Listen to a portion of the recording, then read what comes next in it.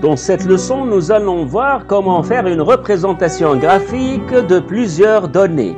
On aurait donc plusieurs courbes. J'ai établi ici comme exemple un tableau qui représente les ventes de certains produits. Par exemple, des ventes de légumes, de produits laitiers, de viande. Ici, j'ai un total du premier trimestre.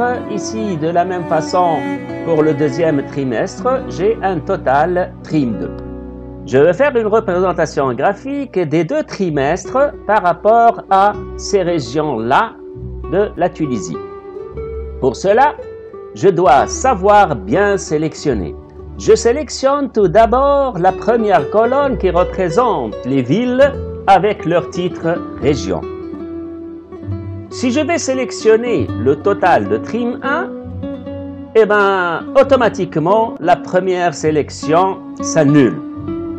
Pour cela, pour sélectionner différentes plages qui sont disjointes, je dois faire la sélection de la première plage, puis je maintiens la touche contrôle du clavier enfoncé et je sélectionne la deuxième plage et puis la troisième plage. Comme ça, j'ai trois colonnes qui sont sélectionnées. La première qui sera sur l'axe des abscisses, c'est les régions. La deuxième, c'est le total du trimestre 1. La troisième, c'est le total du trimestre 2. Maintenant, c'est facile, tout est dans la sélection. Je vais insérer donc un graphique. Regardez, Excel est assez intelligent.